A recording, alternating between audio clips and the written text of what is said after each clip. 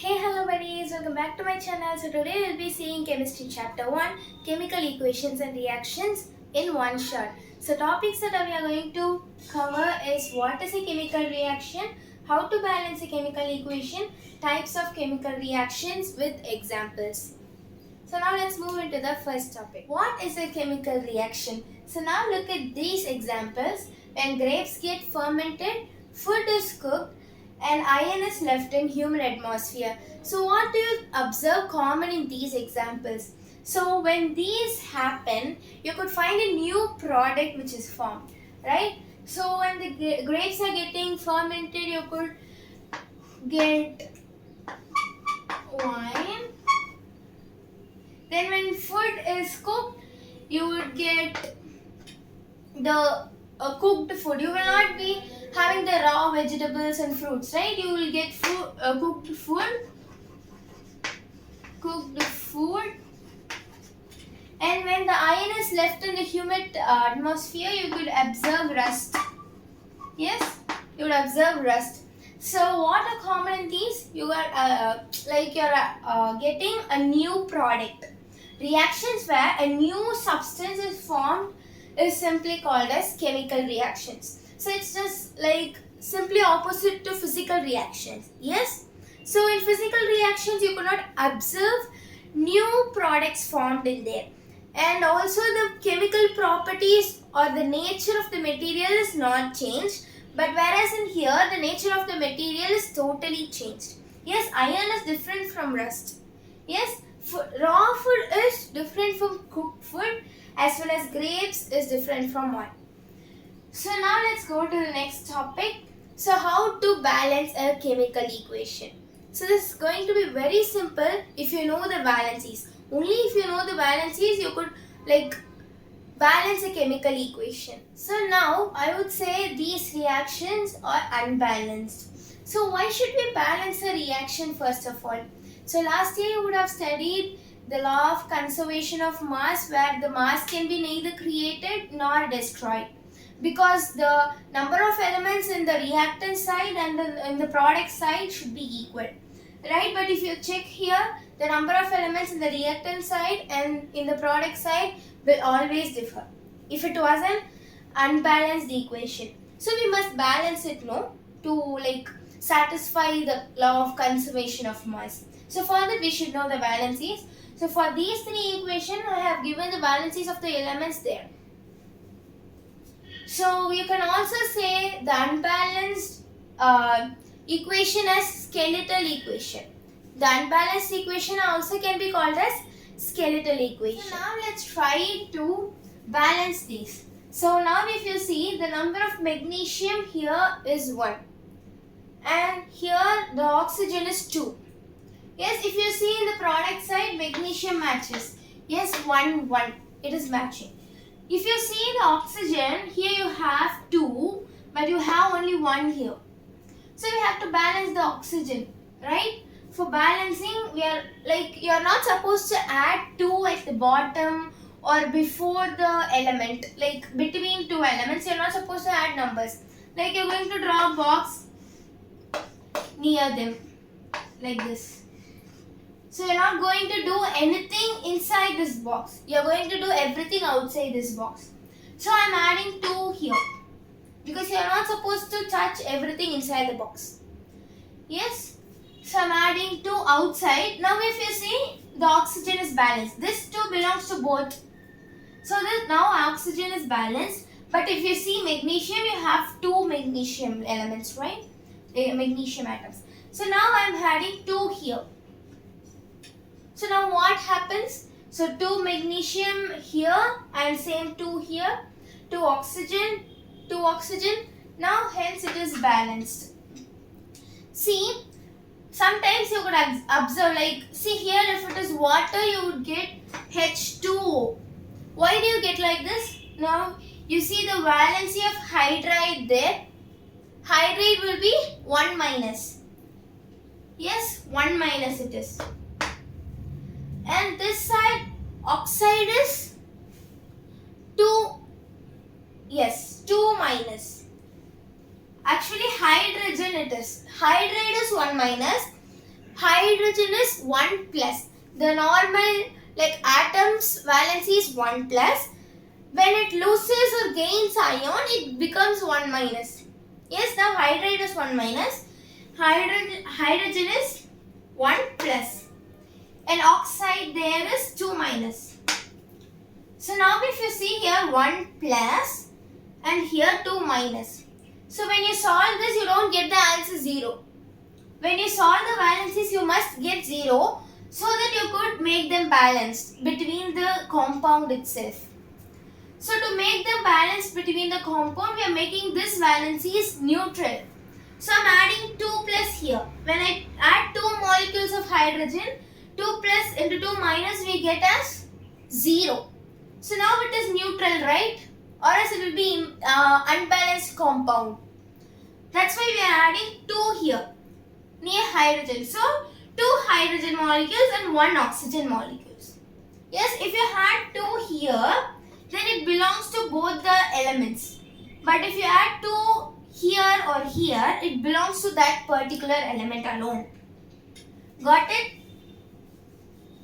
So now balancing the next thing. When zinc reacts with sulfuric acid. So here a number comes, but I just left it. So what is the valency of hydrogen? 1 plus. Then sulfate, it is 2 minus. So when you balance them, you will have to add 2 molecules of hydrogen. So H2SO4. That's the balanced compound. So now when zinc reacts with sulfuric acid, this is sulfuric acid. When zinc reacts with sulfuric acid, we get zinc sulfate plus hydrogen gas. H2 there denotes hydrogen gas. If only H is there, you could say it as hydrogen atom. H2 is hydrogen gas. So now if you see whether it is balanced, ZnSO4. So zinc's valency is 2 plus, sulfate 2 minus. So hence it's balanced. See 2 plus, 2 minus, you get neutral. So hence it's balanced already. But okay. So this equation is balanced. So now if you see calcium oxide. Calcium oxide can also be called as limestone.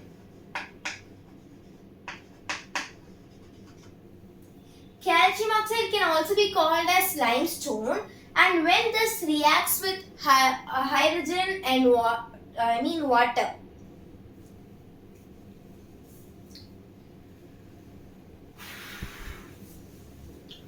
So next is calcium oxide. So when this calcium oxide reacts with water, this calcium oxide can also be called as limestone, and when this reacts with water, we get calcium hydroxide. OH means hydroxide, and then heat. Heat is released there. So now we are going to balance this. First of all, look here. What is the valency of calcium? Calcium is 2 plus. Hydroxide is 1 minus. 1 minus. So now I am going to balance this. So I have to have 2 molecules of hydroxides. So I am adding 2 down. So now it is balanced. So why do I add bracket here when I don't add here?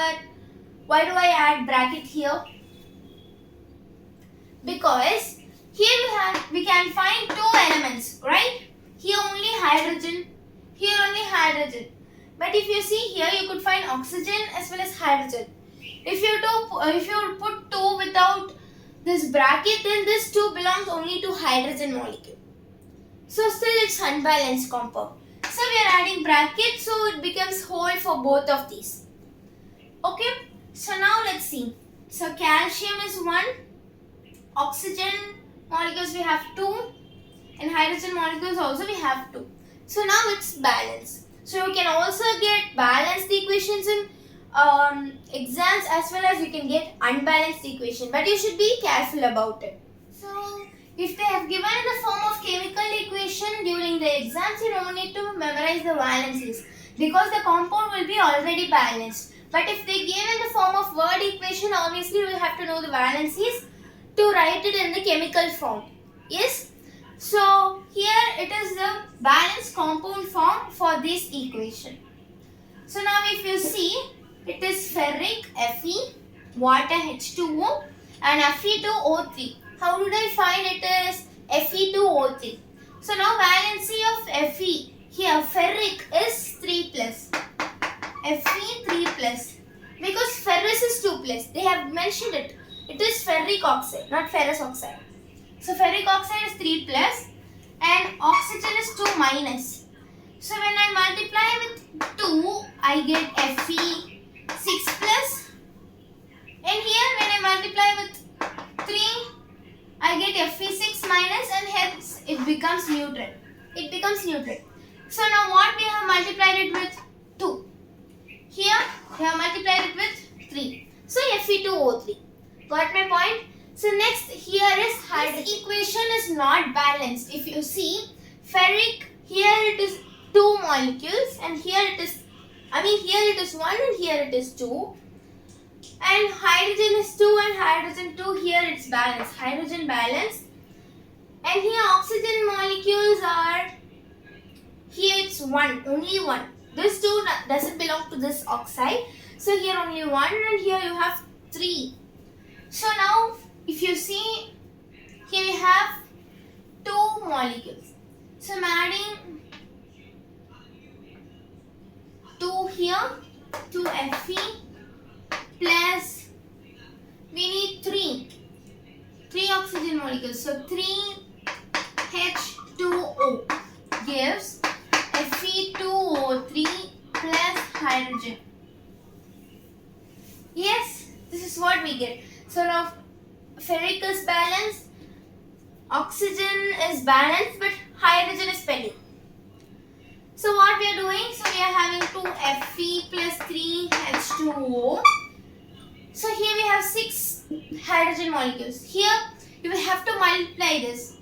This number multiply to the bottom number. You should not add them. You should multiply them. So when we multiply, we get 6 hydrogen molecules. So we will get Fe2O3 plus 3H2. Hence it's balanced now. Yes, 2 Fe, 2 Fe, 3O2, 3O2. Oh wait, 3O, 3O, oxide. And 6 hydrogen gas, 6 hydrogen gas molecules. Hence it's balanced.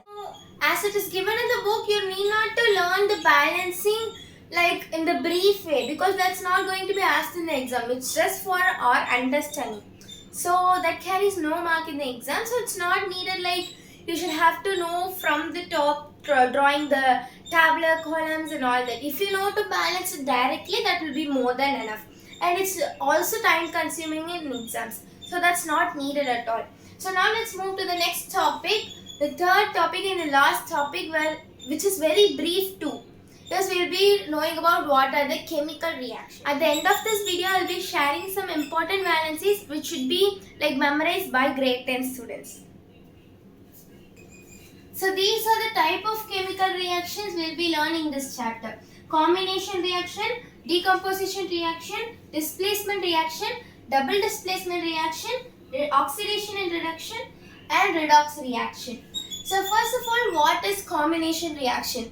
Combination reaction is nothing but when 2 or more reactants combine to form a single product. Say for example, we saw Mg plus O2 gives MgO. Mg is one reactant and O2 is one reactant. 2 reactants combine to form one product like MgO. That's not the only example. We will see like carbon plus oxide gives carbon dioxide and more, so on. So these are some examples for combination reactions, such as C plus O2 gives CO2, which is burning of coal, and H2 plus O2 gives H2O, which is formation of water. Then 2Na plus Cl2 gives sodium chloride, and NH3, which is ammonia, reacts with hydrochloric acid. HCl is hydrochloric acid, gives NH4 chloride. NH4 chloride is ammonium chloride. NH3 is ammonia. NH4 is ammonium chloride. Then 2MgO when reacts with oxygen, we get magnesium oxide. Yes, so we know all these. So these are the best examples for combination reaction. Then coming to decomposition reaction is just opposite to combination reaction. So when one reactant break down to form 2 or more products, we say it as decomposition reaction. So let me give examples for that. So these are some examples for decomposition reaction, and one thing is that decomposition reaction can take place in the presence of energy in the form of heat, light or electricity. So first one is in the presence of heat, and the triangle represents heat in there, and second one is in the presence of electricity, and third one is in the presence of sunlight. So the reaction which take place in the presence of heat, we call it as thermal decomposition reaction, and then in the presence of electricity, electric decomposition reaction or electrolytic decomposition reaction, and then in the presence of sunlight, it is photolytic decomposition reaction. The third one, displacement reaction. So to know what is displacement reaction, you should know the reactivity series table, which you would have learned even in 8th standard. So if you don't know the reactivity series, I have given a short video about it and I have mentioned it in the description. You can check it. Displacement reaction is nothing but when high reactive metal replaces the low reactive metal, we say it as displacement reaction. So like zinc replaces copper in this reaction, like it forms zinc sulfate. The next thing, when lead replaces copper, we form lead chloride and the copper chloride is broken down. Then magnesium replaces copper again and forms magnesium sulfate. So next, coming to double displacement reaction. Double displacement reaction is totally different from displacement reaction.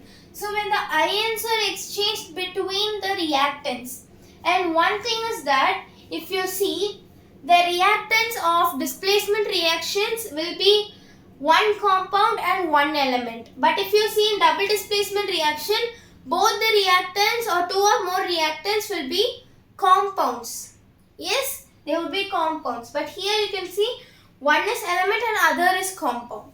That's not the case with double displacement. So in double displacement, the ions are exchanged between the reactants. So these are some examples for double displacement reaction. If you see here, ions means sodium space and barium space have just exchanged. Here you could see sodium chloride and here you could see barium sulfate in the reactant. And same with this case. So next, coming to oxidation and reduction reaction. So oxidation reaction is nothing but when in a reaction oxygen is gained or hydrogen is lost, we say it as oxidation reaction. And in reduction reaction, hydrogen is gained and oxygen is lost. Redox reaction, both happen simultaneously. So the difference between oxidation and redox, oxidation reduction and redox. So if you see in oxidation reaction, same as displacement reaction, there will be one element and one compound. Same here. But if you see here, 2 are compounds. So that's why you could say it as redox reaction. Yes, but here you will see only one element and one compound. One element and one compound. Now I will show you the examples for these. What are the examples? So first one is redox reaction where manganese oxide reacts with hydrochloric acid to form manganese chloride plus water plus chlorine. Yes. So here if you see, here you have oxygen. So this oxygen is replaced in the product here. So this is getting reduced. Right here oxygen is getting reduced. So this is the reduce and this is also oxidizing agent because this gives the oxygen to someone else. Right. So this is oxidizing agent. And here hydrogen chloride have received oxygen. So here hydrogen chloride have received oxygen and it is the reducing agent because this hydrogen chloride is getting oxygen. It is reducing from manganese. So this is reducing agent. This is oxidizing agent and this is getting reduced and this is getting oxidized. Hope you have understood this one without confusing. So the next is oxidation. So next, when manganese reacts with oxygen, it gives manganese oxide. Yes, so now here this is the oxidizing, it is oxidized. Manganese getting oxidized here. See? So now we have completed oxidation, redox and reduction. So I haven't given any example for reduction, but if you see here, when you just reverse it, when manganese oxide is broken down, you would get this one. Yes, manganese plus oxygen. Where here the manganese loses oxygen, where it is getting reduced. Hope you would have understood this. So from here this chapter is over and we have completed the whole chapter in one go. And next video I will be sharing you the activity.